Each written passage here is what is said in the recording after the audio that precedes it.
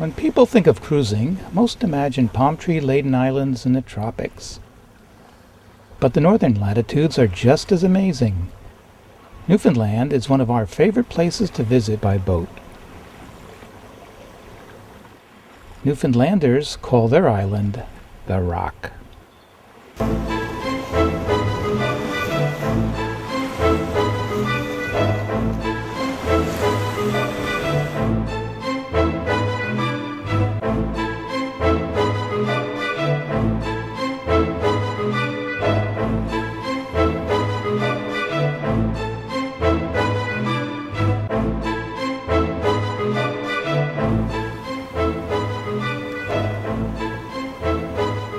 We approached Newfoundland by sailing up the east coast of Nova Scotia. At St. Peter's, we passed through a lock to enter the Bredor Lakes in the heart of Cape Breton.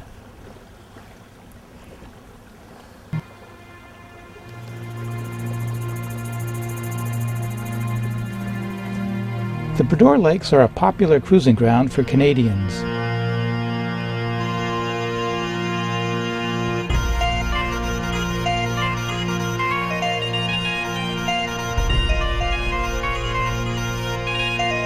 The lakes are surrounded by hills, and well-protected anchorages can be found around every corner.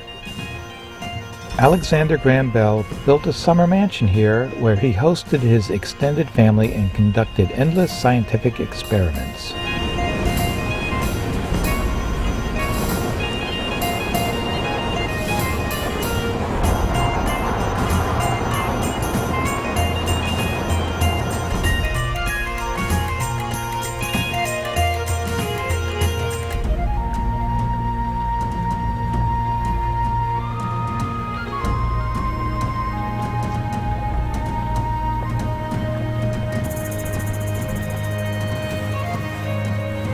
Leaving the Bredor Lakes, heading north, we came upon Bird Island, home to several species of gulls and puffins.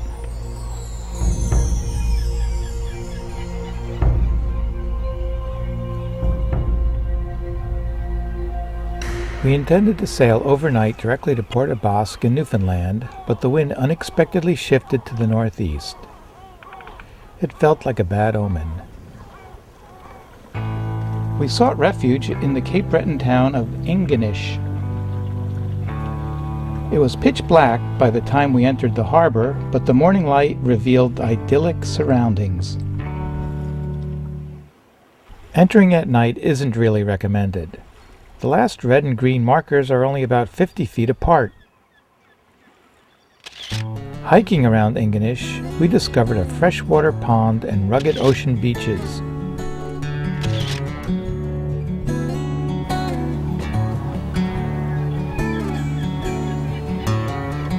After 2 nights in Ingonish, we continued north to Dingwall.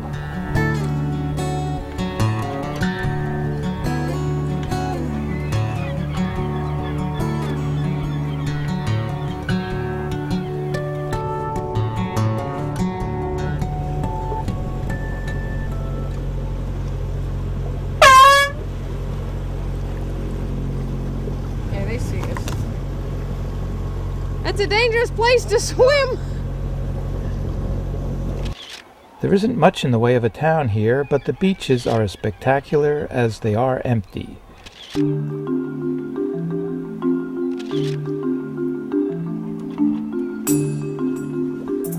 From Dingwall, it is only a day's sail to Port aux Basques in the southwest corner of Newfoundland. The passenger ferry from Nova Scotia lands here, so it's where most tourists arrive by water. Port aux Basques is the largest town on the southwest coast. We didn't stay long because we were in search of more remote places.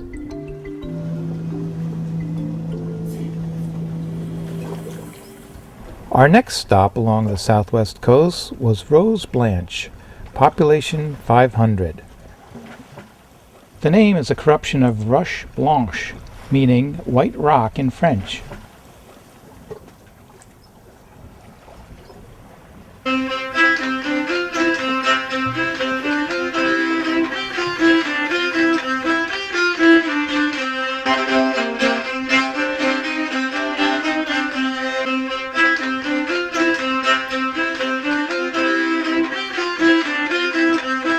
town boasts a restored lighthouse originally built in 1871 by relatives of author Robert Louis Stevenson.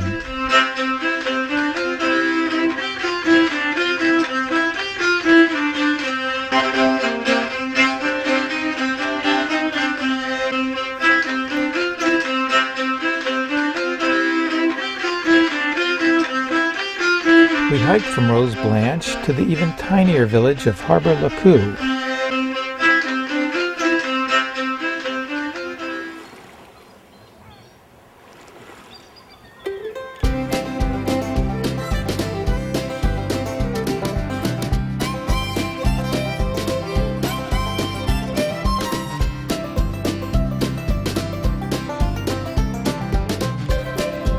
I befriended a little black dog who followed us all the way from Harbor La Cou back to Rose Blanche.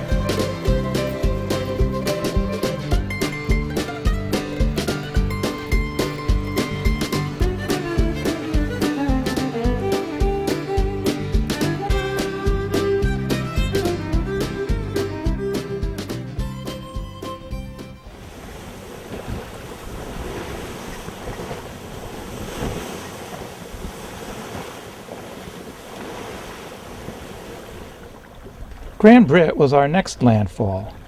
The French would pronounce it Grand Bruit, which means big noise. The noise comes from the waterfall that cascades into the harbor. There are no roads in Grand Bruit. The only way to arrive is by water. At the time of our visit, there were only 31 full-time residents. Grand Bruit wins the prize for having the smallest nightclub in the world with the best name, Cramelot Inn.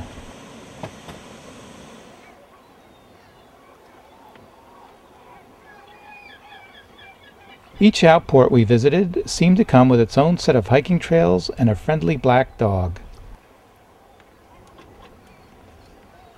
Molly, she followed us everywhere.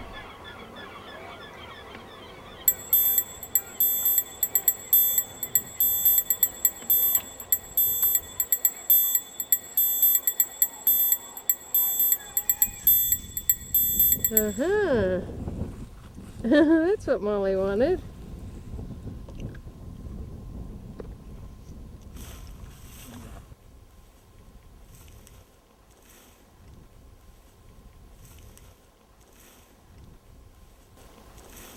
Maybe it's a caribou bone. Or it could be a caribou bone, but I think it's a human bone. Like a thigh bone? Yep.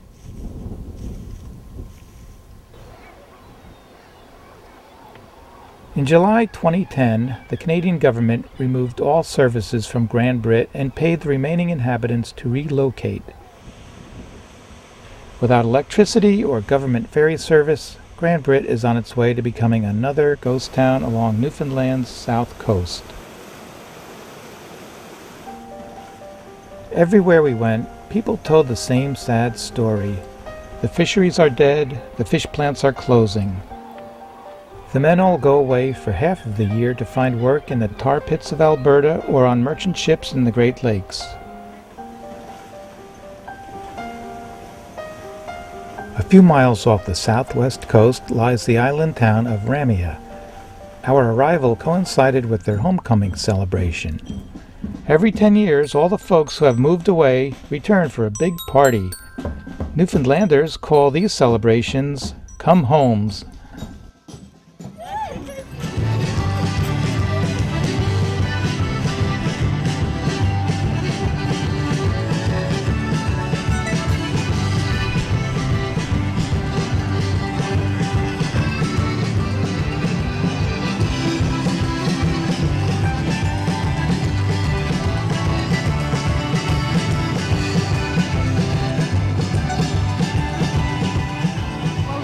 When we grew up was just a thriving community. We had a fish plant, population was about 1,400. Everybody worked, there was work for everybody year round. When I left, it was starting to decline. When Derek left, I think the fishery was just about finished. Just about finished, yeah. So I've been away for 37 years. In that time, the population has declined now to 600. By half. Yeah, well, more than 650. half. There's no full-time work. Most of the population now are seniors. And then you have a few that go away. They go out to Alberta, to the western provinces, and they work, and they come home. Some of them come home, a lot of them are staying away. Right, but these people, this means everything to them. Yeah. They waited like a year now to come home. A lot of the homes now have just been torn down because there's nobody to live in them. And It's a very tight-knit community, so when we come back, you're right away. As soon as you step off the ferry onto the dock, there's people there that'll shake your hand and recognize you right away. That's right. And you're made to feel welcome as soon as you arrive. Yeah. It's like you sort of never left. That's right. You're George Cutler's son, or you're George Cutler's daughter, and we recognize them as somebody else's son or daughter because they look like their families. Yeah. And it's a very independent community. I think because we're an island, people tend to get along and work together, and just very close-knit and kind of look out for each other. That's right. And when we grew up, nobody locked their doors. You didn't even knock. You just opened the door and went in, and you sat down and you got a cup of tea. It's probably I would think still the same way. Yeah. I think that.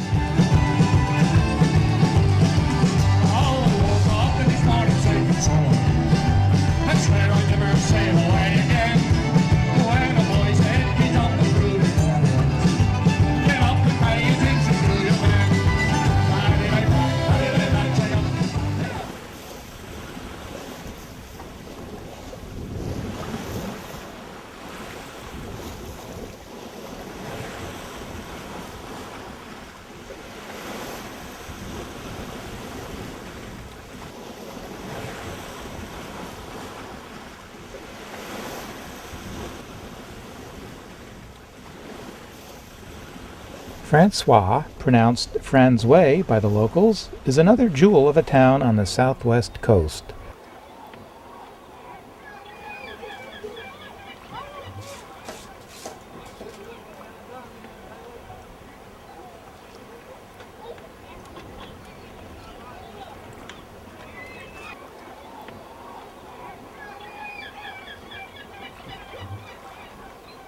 Like all the outports with no roads, the primary mode of transportation for people and goods is the government ferry.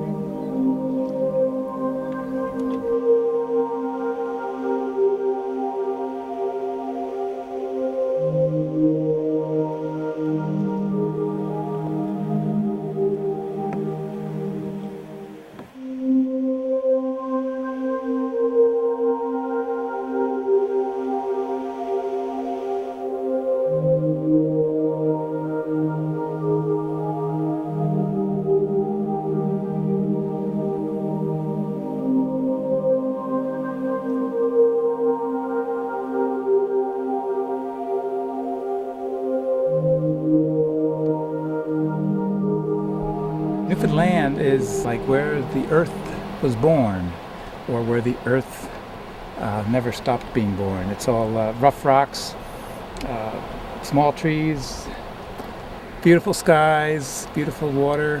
What about the people? People are wonderful. They couldn't be nicer. They give you fish without even asking for it, and they give you rides. They just do everything they can to make your visit a good one, and ours has been a good one.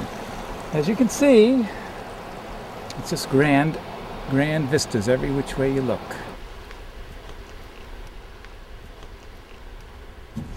So how long you been doing this, Greg? Fishing? Yeah. I've been fishing since I was 15 years old. Now I'm 40. 41! Shouldn't tell these things. That's right.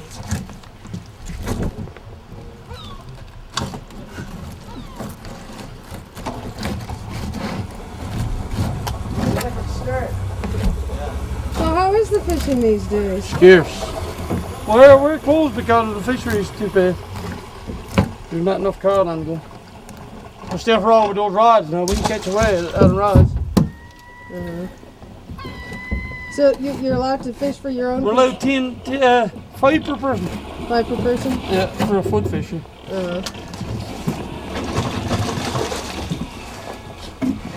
So that means every time you go out in the boat, you can get 5. Every day, yeah. Do you have a radio or a compass or a GPS? GPS always. Yeah, GPS, okay. GPS and compass. I wouldn't go fishing now without GPS. Shane, are you as good a fisherman as your dad? Better. Better than me with the rods. So he says. Proves it then. Now, do you dry it as well? Oh yes. That's why I like to dry it and make fish cakes and that. Oh, fella, skin the debone. Wow. That enough for you guys? You're the man. Boy. Sure, got lots of it there. We don't want it. We just went out for the pastime, that's all.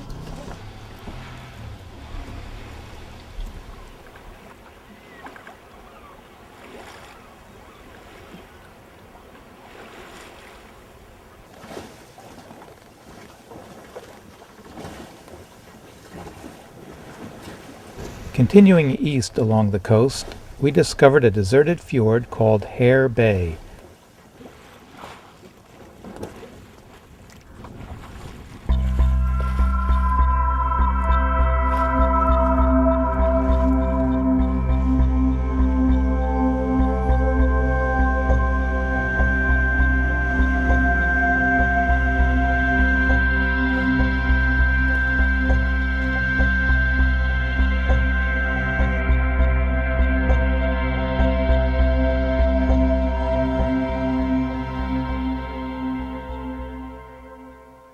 If you do go cruising in Newfoundland, you should really get some funky puffin wine. It's made of rhubarb and blueberries, and it's unlike any other wine I have tasted, and it's delicious in a fjord. It's the color of grapefruit juice and sort of tastes like sherry mixed with grapefruit juice. So it's a wonderful aperitif, you know, before any meal, and just give it a try. Funky puffin.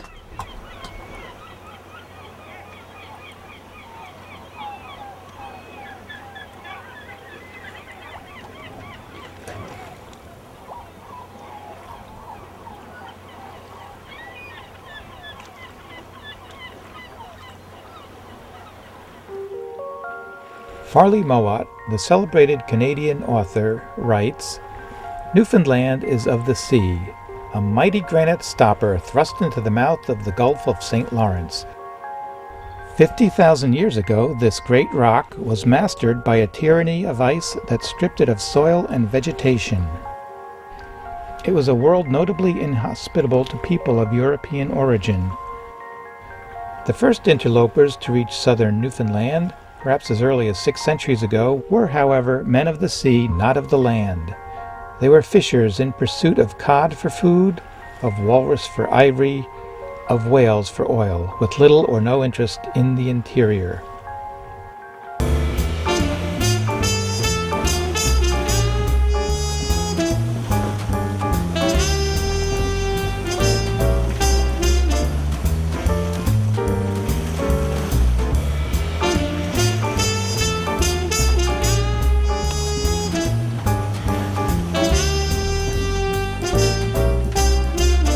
From Hare Bay we sailed to France.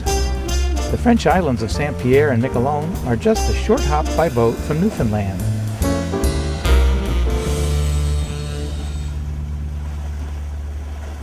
The people use euros, speak French, and are very proud of their contributions supporting France in both world wars.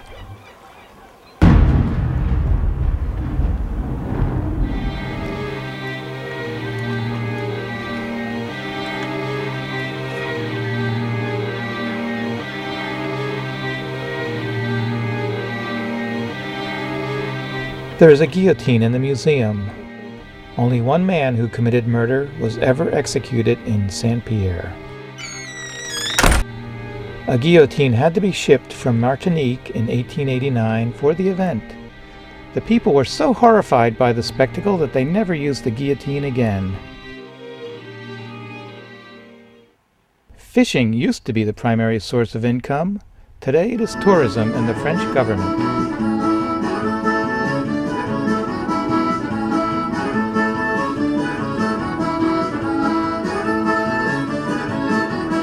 Saint-Pierre and Miquelon are all that remain of the French presence in North America.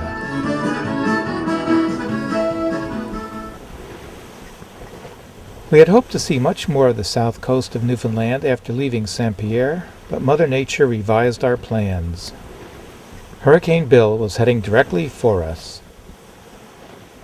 Bill didn't get the message that hurricanes are supposed to stay in the south.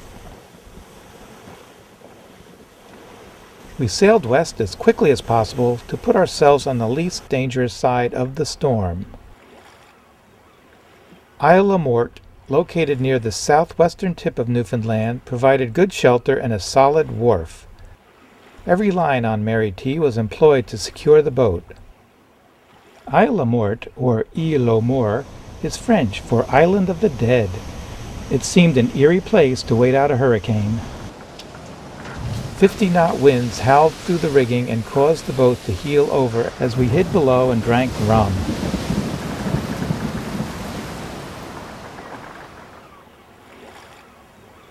Isle La Morte takes its name from the numerous shipwrecks along the treacherous coast. Hundreds of lives were lost among the rocks, but brave locals rescued many desperate souls.